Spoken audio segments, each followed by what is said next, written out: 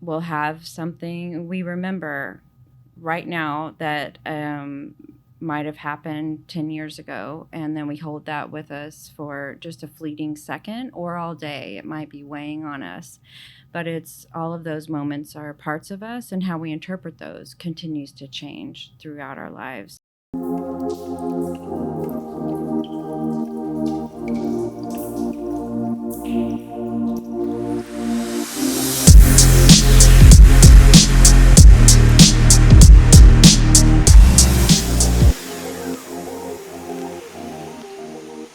Hi there, and welcome to WhatsUp, a moCa media production.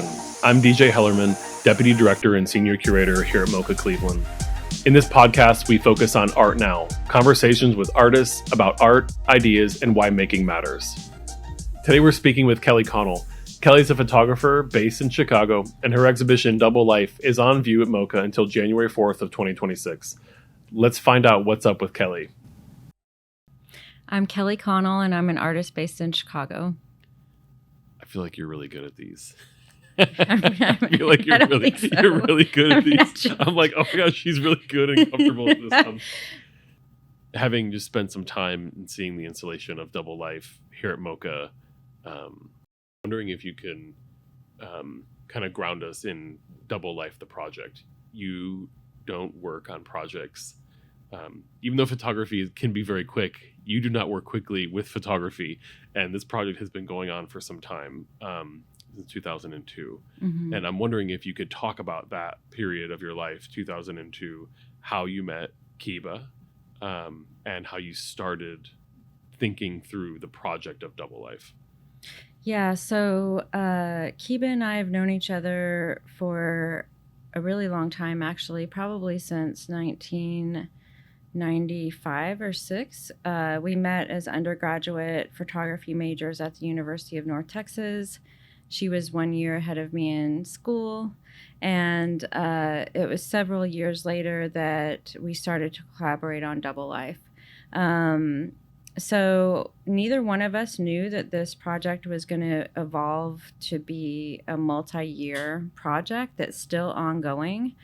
But when we first made those images in 2002 together, and I realized the potential of letting this project evolve as our own life, as my life changed, whatever was going on in my life was changing, and then my ideas about the self and relationships continually evolved, and then Kiba's body was changing as my own body is changing as I'm getting older. That really interested me in continuing this as a very long-term project, and luckily she's on board with me continuing to photograph her after all of these years together.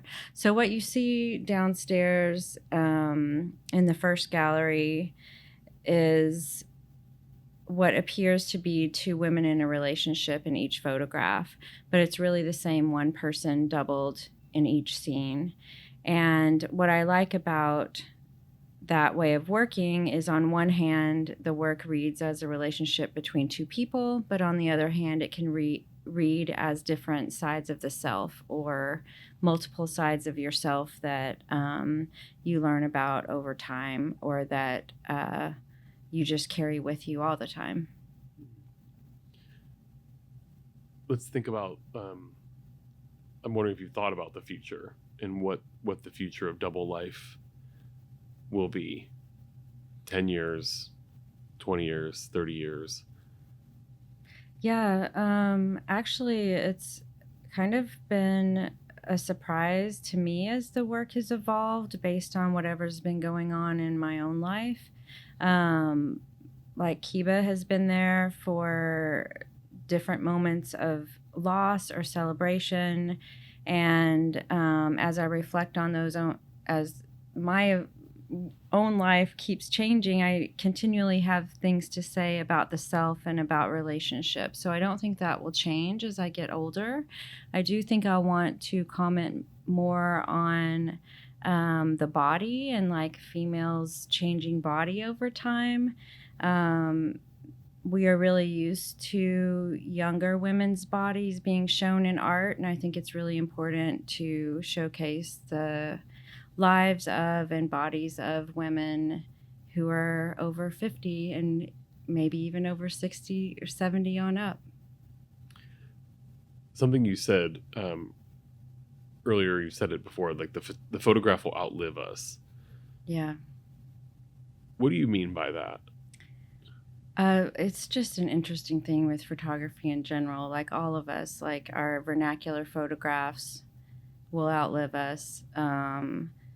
And our relationship to the people in the pictures that we hold close. If that person is alive, we see it in one way, but as soon as they've passed, we see that photograph in a completely new way because the person is no longer there for us to feel their energy or smell their smell or see the way they handle themselves in space. But the photograph is a memento that records a certain specific moment in time. So my work is not my work is staged. I'm directing everything. I'm choreographing the scene. We're choosing clothes. Kiba doesn't even see herself as Kiba. I don't see myself as making her portrait. She's an actor playing out the scenes that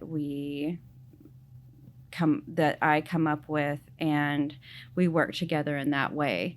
So what I just mentioned about vernacular photography is a little bit different in Double Life, but that work will outlive the two of us.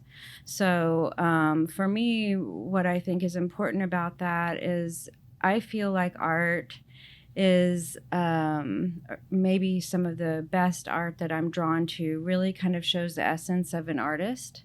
Like you can feel their being in a really true way. And I feel like with Double Life, the quietness or sense of longing or desire or sexual tension or sensitivity and empathy that's in that work is really true to my own core, or maybe what I would want to put out in the world, or a side of myself that feels true. And I hope people see that, but that will be there even when I'm not here. So us making this work together is a really special gift that Kiba is giving me, to be able to work through my ideas with her in a way where she's just an incredible chameleon and actress that's able to act out what I'm wanting to act out. Intimacy is something that is very important to you in the work. Mm-hmm. And I think that can come through with the two characters. You know, I'm wondering if you also think about the intimacy with ourselves as you make these works. Yeah, and I actually want to push that more. Like, I feel like there is a range of intimacy that you go through at different stages in your life that I feel like even now, like what's gone on in my own life over the past 2 or 3 years has been kind of intense. And exploring that in future Double Life work might be really something brand new and brave for me to try that I haven't done yet, that might shift the work in an interesting way. So we'll have to just see what happens with that. I'm wondering what the maybe to go back to the idea that the photo will outlive you. I was thinking about that in terms of not over the span of my life, in terms of like years. I was thinking that it's interesting to think about the idea of the photograph outliving me right now. Like the moment that photo is taken, Mm-hmm. the moment that photo is taken, it's over. Like I'm not that. Like even chemically, my body is not the same body that I had when that photo was taken 3 minutes ago. Yeah. So kind of shortening the amount of time even. And identity exploration is something that's important to you. Freedom to do that. Yeah. And I wonder if you could talk about photography opening up possibilities, but also locking them down. Yeah, I think that's a really beautiful thing. Like, I will never be as young as I am sitting in this room right now saying this at this second. And if we take a picture of that, that's it. And then here comes what we the got. next second. But yeah, so time is very interesting in that way, and how a camera can record that on one hand. And then the next part about us changing over time and being able to use photography to comment on change or a part of ourselves that is there at that second. I think that's a really special thing to reflect on, and to be able to just witness about yourself, because who knows what our lives are going to be like. They continually change, and our memories change, and what we think about memory continues to change through the lived life lens we see things through. My own history is changing, and what I think about things that happened in my past has changed. So all of that can kind of inform new work for me in this Double Life series as it moves forward. The decision to not install Double Life here at moCa chronologically was in part meant to deepen that relationship with time. The idea of putting images next to each other that were made 23, 4 years apart or 2 years apart was, in a way, I was hoping it would kind of accentuate the idea that it's a fact, it's a memory, it's a fantasy, it's a dream, like of working from one as someone moves through the show, like to be a little uncertain of the period of time and what the complex psychological components to the scenes and the photos that you're making were. Yeah, and this is something new for me to experience. Most of my, actually, I'd say all of my past solo exhibitions in galleries and museums have loosely shown the work in a chronological way. They might mix up some years, but for the most part, it starts in 2002, and the most recent year shown is the end. What I've learned from seeing this installation at moCa is that it is really exciting to be able to flip back and forth between a present image made in as present as you can get in 2025. It is in the past, but this year in 2025 compared to seeing an image in 2002, 2013, it's very much mirrors how our own brains work, and how we will have something we remember right now that might have happened 10 years ago, and then we hold that with us for just a fleeting second or all day. It might be weighing on us, but it's all of those moments are parts of us, and how we interpret those continues to change throughout our lives. So seeing in the installation with that play between a younger self and an older self, and while each image is showing different sides of the self, it is kind of interesting to think that we carry all of those selves with us. I just want to say thanks for trusting us to do that installation. Oh, sure. That's not, just thank you for that. I'm wondering, can we talk about you in your pre-production mode and what that is? What are you doing to set up the photograph? What are you doing to scout, to prepare? What is that like? And because I know it can get very granular and very detailed, and then sometimes it can actually be much less structured for you. So what's the Kelli pre-production process? Yeah, so the images in Double Life look like documented photographs. They look very easy to make. Like two people were really just sitting there and I walked up, took the picture and walked away. But the truth is they're highly choreographed, and I location scout ahead of time. Sometimes I'm mostly on my own. Sometimes Kiba will find a few locations in Texas because that's where she lives if I'm going to photograph there.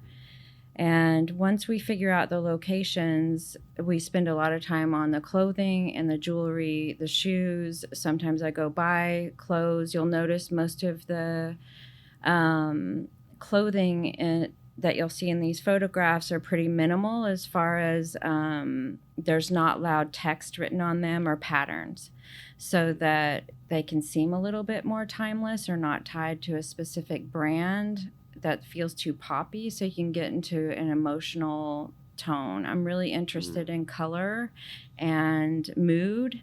So we spend a lot of time making deciding the costumes, deciding her makeup, jewelry, all of that. And then once we get all that together, which usually takes the whole day before a shoot, then on location, I have a loose idea in my head about what kind of drama is going to unfold, what one character's doing and the other character, or what one side of the self is doing and the other side. But then from there, I'm really open to improvisation. So if it looks way better framed, and depending on the light and whatever is going on in that room, I'm really good at just changing my mind on the fly. And if Kiba has an idea like, oh, well, what if we do this or lean this way, or she just starts to move, then that will naturally create whatever we create that day that might not have been planned. But it's always good for me to go into it with a plan, usually thinking about emotion more than anything else. Sometimes I'm responding to architecture, though, like the actual physical space, and wanting to think about bodies in space.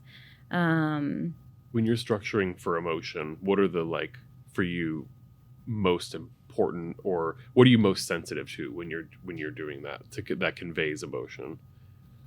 I think I'm looking for a certain type of tension, whether it's sexual tension or quiet tension between them that might signal discord or longing and desire. Like, I think desire is a really big thing in my work and what I think about as a human being, and fantasy, like the interplay between what's truth and fiction, and how we carry fantasies into our real life, and how our real life can become a fantasy.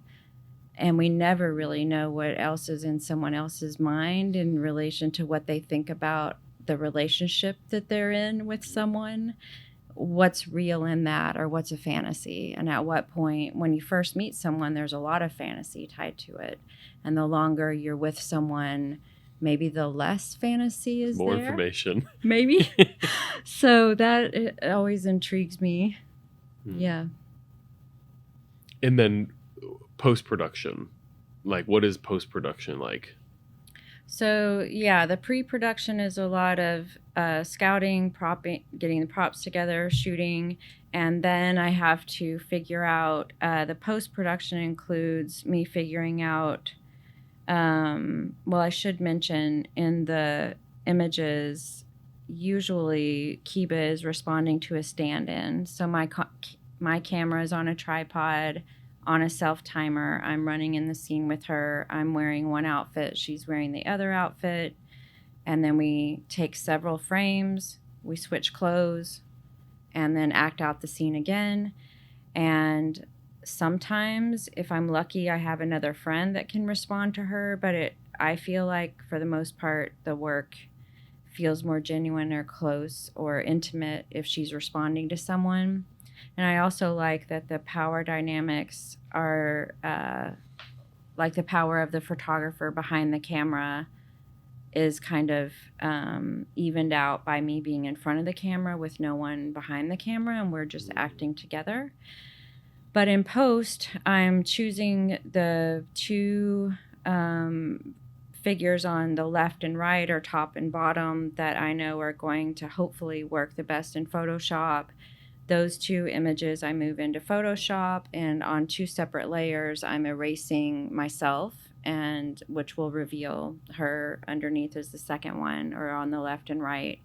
And then that composite's created to create the final image. So that my favorite part of the whole process is making hand-cut collages to see which figure on the left will work with the one on the right. And then once I figured that out, I moved to Photoshop, which isn't my favorite thing, even though people might think it is. Yeah. That's great. I think as I'm,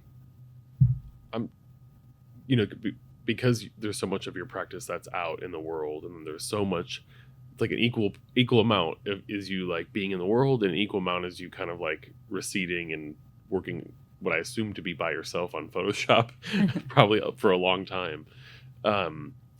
What motivates you to keep this project going? Yeah, that's a great question. I feel like I just continually have ideas that pop up, and I put no pressure on myself with that. Like, there was pressure on me, I think, when I was a younger artist in the art world, to have new work like every 2 years, or something that was much faster than I normally work. But as you know, I also had an exhibition at the Cleveland Museum of Art called Pictures for Karis, and that was also a long-term project. But that project took a lot of mental energy and time, and it included portraits, landscapes, deep research, writing. But I could work on that and still photograph with Kiba once or twice a year, because I could still loosely get ideas for that, sketch them in my sketchbook quickly, then dive into this other project that was taking most of my energy. But seeing her once a year or twice a year, I could still build the double life work. So I feel like I can still do that and make new work at the same time. And at a certain point, I thought, well, maybe the project's over, but I still have things to say about the body and the self and relationships. So as long as she's interested in doing the project, we'll continue.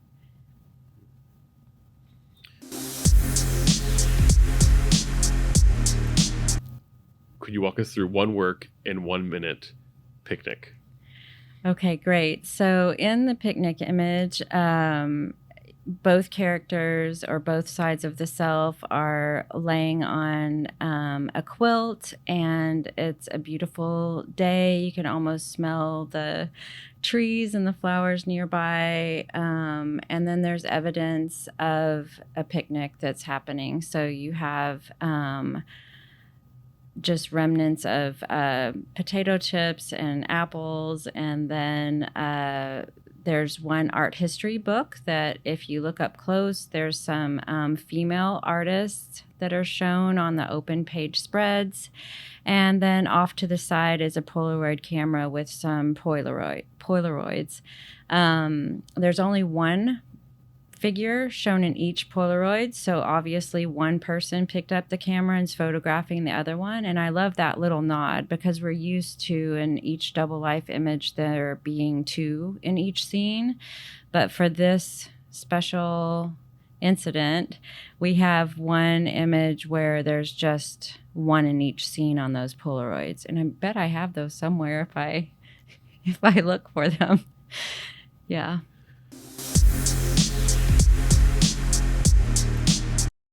In the moCa Cleveland logo, the C is capital and the rest of the letters are lowercase. And that was intentional. Capital C for contemporary, and then also for Cleveland. I'm wondering if there is a word that starts with C that you think of in relationship to your work.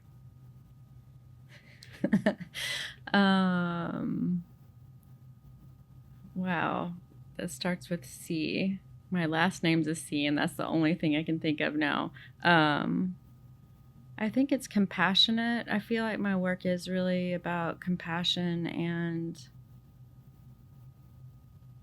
that's the first C word that's popped in my head. I feel like it is compassionate. Something you just asked me earlier was about how this all started. And for me, I realized I wasn't just attracted to men, but I was also attracted to women, and I didn't quite know how to navigate my sexuality because I look so straight, and didn't quite know how other women would know I was attracted to them too. So with that said, the double life work for me is really important, that people can find a more fluid self, or sides of themselves that are allowed in the world, whether they are someone who likes to cross-dress, or someone who, like two women that are interested in each other who are both feminine presenting, or men that want to show more sensitive sides of themselves that they haven't been allowed that. Even heterosexual men that have a more narrow range of emotions, like people should be able to feel more free in their bodies and their emotional range. So with that said, maybe I'd stick with compassion for humans in the self. Well, Kelli Connell, thank you. It's been a total pleasure getting to know you and working with your work here at moCa. Thank you so much. It's been fun. Earlier this year, in partnership with the Progressive Corporation, moCa hosted a very special conversation between Kelli and Kiba Jacobson, the model for Double Life. The conversation was moderated by Kristen Rogers, Progressive Corporation's art collection education manager, and we'd like to share some of that conversation with you now. Well, thank you, everyone. It's great to be here. And this is actually the first artist talk that has Kiba and I both here. Usually it's me walking up on a podium and people look at me like, wait a minute, I don't think you're the artist. Like, most people think these are self-portraits, and if I'm lucky to have Kiba with me at an art opening, they go straight to her and talk with her because they think she made the work and she is the subject in the pieces, which is fun for me. I can just go off in the background. That'll happen once. Yeah, it's going to be great to be here with Kiba because it's this project is something neither one of us knew would evolve over this much time, and it's really special to be here with you. Yeah, so we were in undergrad together, and she was saying that I did take self-portraits, and I feel like it was a smooth transition, and it seemed very organic because I took double exposures of myself, and so in that way it was very very interesting and surreal, kind of weird for me, but like, well, that seems very comfortable to me, like to have two of me doing something different, because that's kind of what I had done. And I'm like, this is like uncanny, but like in a way, just like I really cherish, and I really feel fortunate to be a part of the larger body of work and for you continuing the work, because it's allowed me to be able to also continue photography in a realm and an aspect that I don't continue in my private or in my life now. So my personal life, this is outside the personal life. I mean, it is a part of who I am, right? Obviously, it's shaped me, I feel like, but I'm so fortunate for that that vehicle and that avenue of expression. I love to do the work, whatever she tells me. Like, honestly, like whatever she tells me. Like I try my hardest to make it work, make it happen. There have been some interesting moments. She's also like, when she says whatever she tells me, it's because Kiba's such a open, free, comfortable in her skin type of person, different than me. I'm much more shy. I prefer to be behind a podium, like off to the stage. Kiba's very comfortable with herself, and this picture right here where there's physical contact and some other ones, there's always a stand-in to make the picture because we need the eye contact to look real, the physical touching to look real. This is a contact sheet that shows another person with her to show the process of how I make these. If there was no one else for her to respond to, it wouldn't feel as genuine and that eye contact or touching wouldn't look real.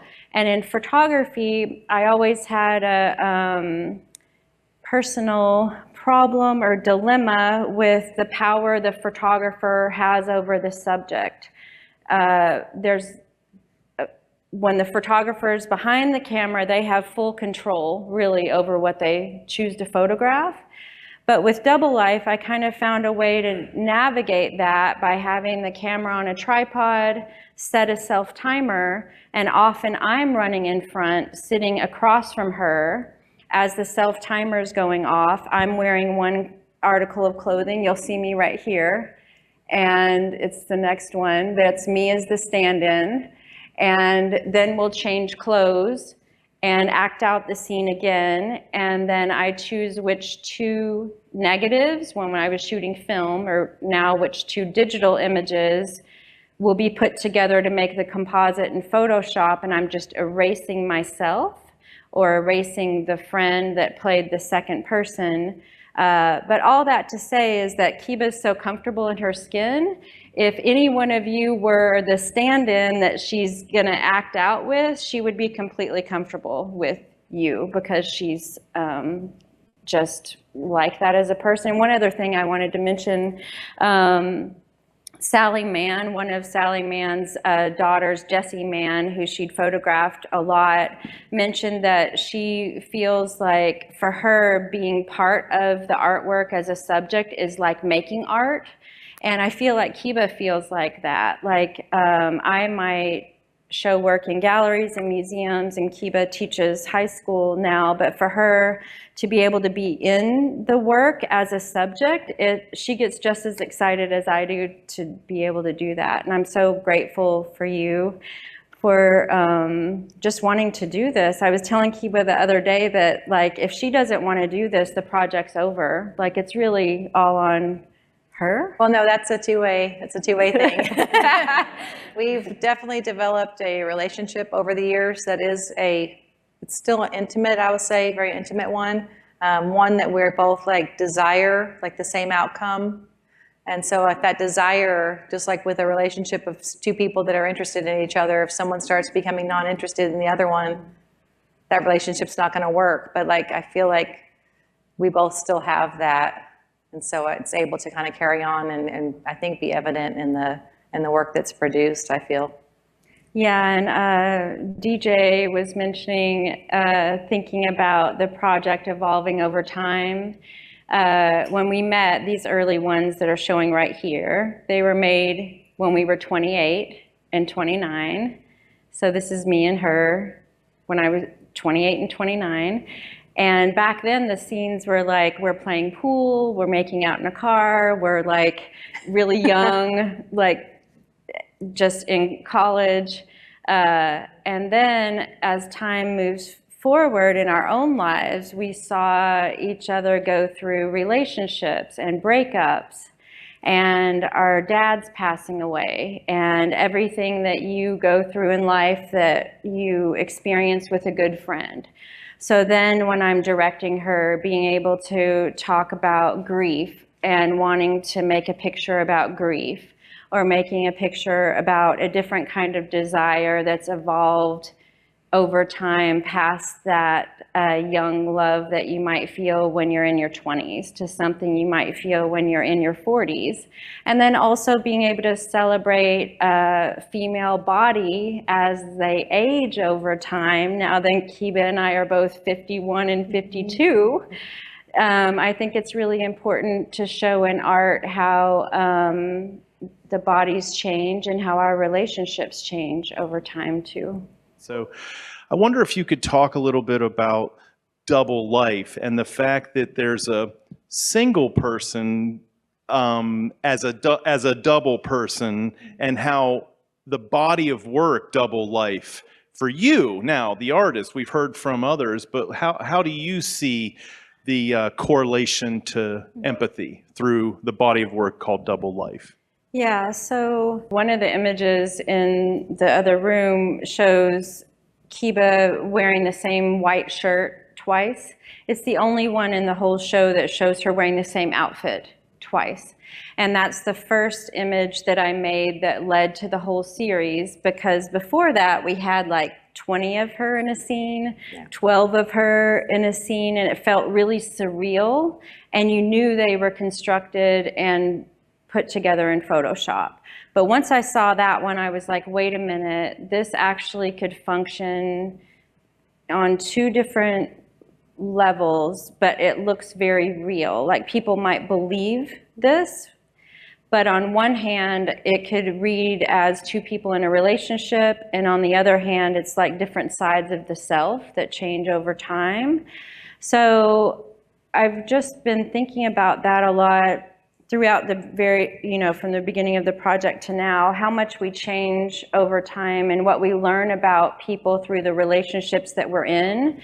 We're a different person sometimes when we're sitting next to our mom compared to when we're sitting next to our partner, compared to when we're sitting across from a new date or whatever we're going through in our life, and different sides of ourselves come out in those times. And then sometimes we're a mirror to the person that we're with, and sometimes we're in opposition to that. But as far as empathy goes, I think that Scott and Morgan did a really great job talking with Kiba and I when I did a site visit at Progressive, and it was so cool to be able to think about what shoots we wanted to do in December, the last week of December. And it's totally, I used to live in Youngstown, so I kind of knew what I was gonna get then. But it was great to be able to know how the Progressive Art Collection is used at the company. And I had no idea exactly what to expect, but I loved the art program and just learning more about how people could take a break from a very stressful job to be able to go take a breather and look at art. And that made me think, oh, that is a really empathetic way to run a company.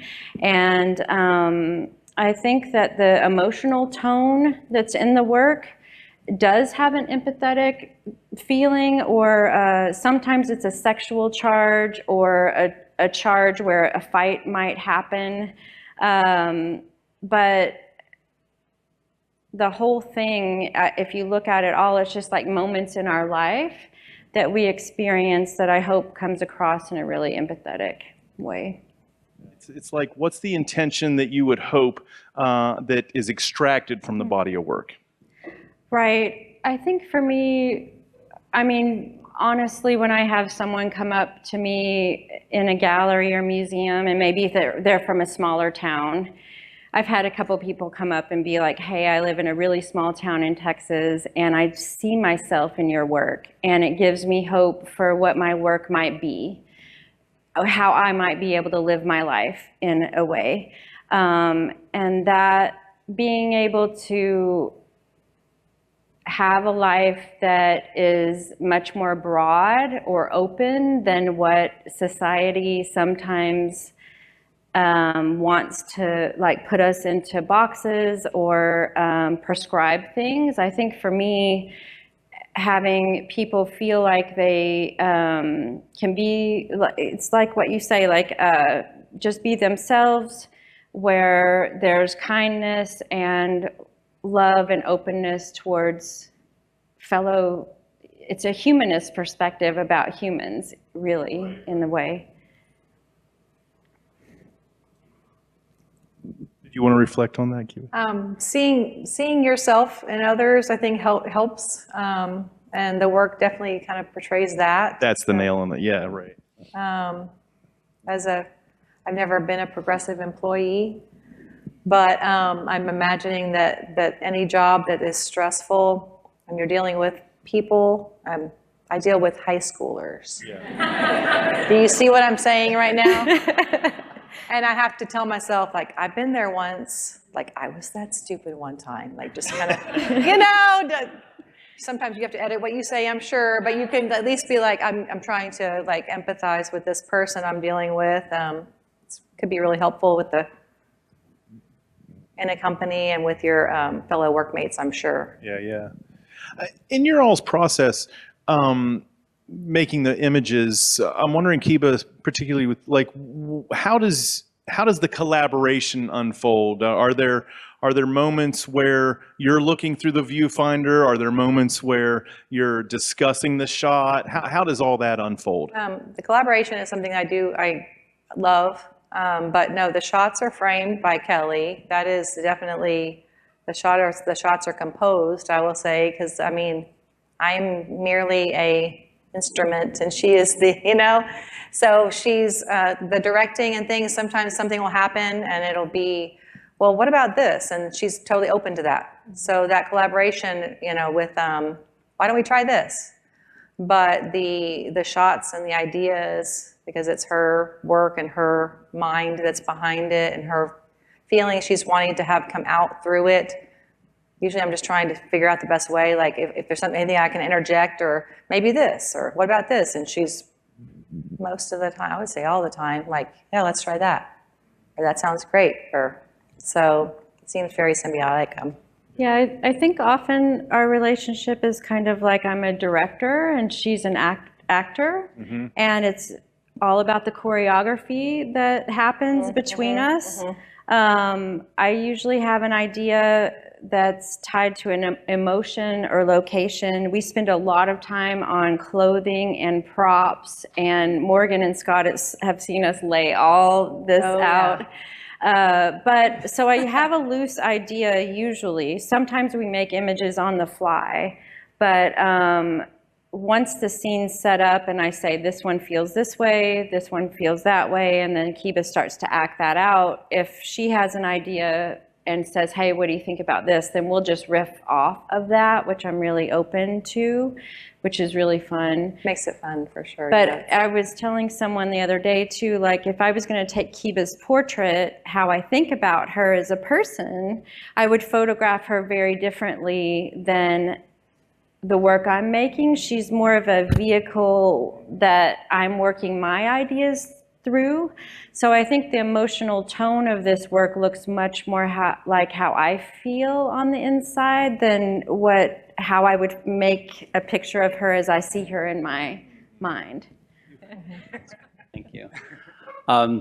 Earlier today, I was working with my team and we were working in mural, and someone commented, wow, Brian, thank goodness you're here with the AI that's making these titles, because that's not working. And I thought, well, and I said, my job isn't going to disappear anytime soon because it can't feel what I'm feeling or intuit what I'm intuiting. So my question to you is, I know when I look at the art at campus or wherever I am, and something's happened recently, I find myself changed many times. And I wondered, can you speak to maybe how this process of this time has changed you, how you felt, how you viewed yourself, if it surprised you, discovered about yourself to that? Thanks. Thank you, Brian. Yeah, I love that question. For me, the emotional tone is the very most important part of the work, way more than the technical aspect, which is part of it, and people will ask me about it. But the emotional, like this one is about grief in particular. I think my dad had passed away maybe a year before I made that image, and then Kiba's dad had passed away within the 2-year span. And since we both went through that, and our dads were both from Oklahoma, we were both born in Oklahoma, like we could just relate to that. And it was hard to make a picture about grief until you've actually been through something that's that hard. So for me, I see things that we've worked through together in our lives or experienced or witnessed about each other that come in through the pictures. I've had relationships that no longer here, that Kiba's witnessed me like go through a really hard time, and that can be fueled into the work. And then we also make fiction too. Like I can be watching people in a cafe, or I'll read some literature or watch a movie and get an idea too. So it's not all from my own personal life, just the way you all are sitting right now. I'm always watching how that unfolds.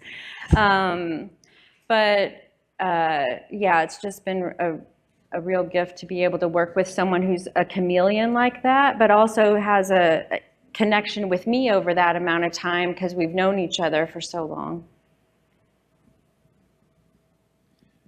Okay, cool. We have another one. Head testing. Okay, from online, a gentleman named Christopher is asking the question, and I love this question about completion. So how do you know, and it's a kind of a twofold question that has to do with not only individual objects, individual artworks, but also the project. So how do you know, what's that tip off that says, yes, this picture is done, Right. finished, and then Christopher wants to know, like, how the project has evolved, and when will you know that that's run its course? Yeah. So Poor choice of words, but Yeah. has completed. For sure. So with individual works, I have to make those hand-cut collages to figure out what's going to work on the right and the left. And I'm looking technically, but also emotionally. The longer I make this project, the more you can kind of make an image that you've already made. So sometimes things are out because I've just made this almost the same thing over and over. It's a challenge to push ourselves to make work that I haven't made before. So that's speaking individually. I will say in my early 40s, I got a lot of pressure from the art world to stop this project, from a gallery dealer in particular, and to work on something new. And the dealer actually said, who's going to buy this work when she's in her 40s? And I sat with that, and I was kind of upset about that. And then I put a lot of pressure on myself, thinking maybe I should work on something else. And I kind of took that in, and then I was like, well, wait a minute, I don't feel good about that. I still have ideas I want to explore. I'm interested in how relationships change over the time. I'm interested in how our relationship with ourselves changes over time, and then also how our bodies change as we age. And we should be able to feel sexy when we're in our 50s or 60s. Like, why not?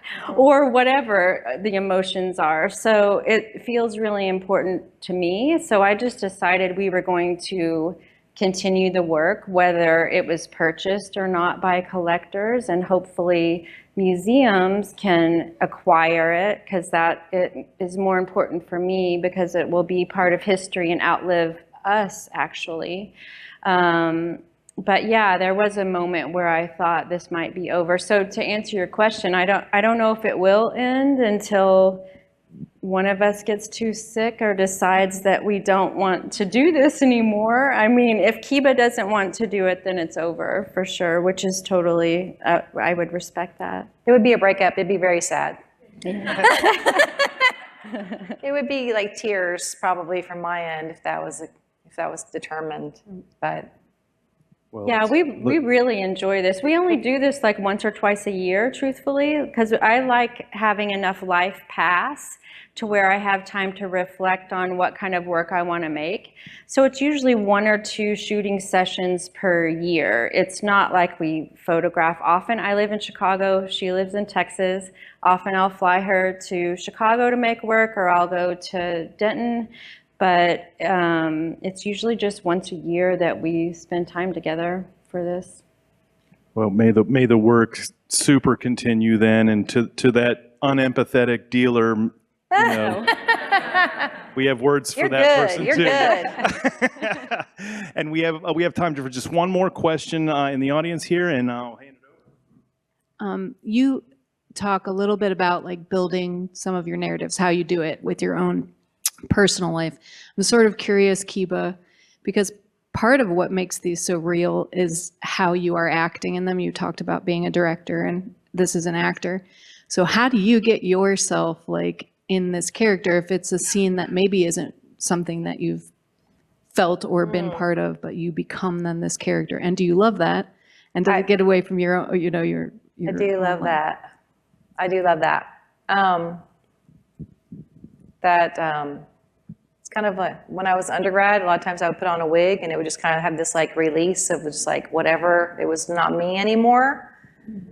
So not that I'm wearing wigs in these, but it's kind of like I'm free to be like not me, if that makes sense. I love it, but I don't think I have to relate with what's happening in the scene in order to kind of take on that role. Because it's just, it's an amazing like experience. It's just very freeing, I will say. I know this sounds oxymoron. It's almost the greatest way to be you is to, in a way, not be you. And what a interesting way to frame empathy. I mean, in order to be empathetic, it requires that kind of stepping out of ourselves too. So, I mean, I said it already, but you are good.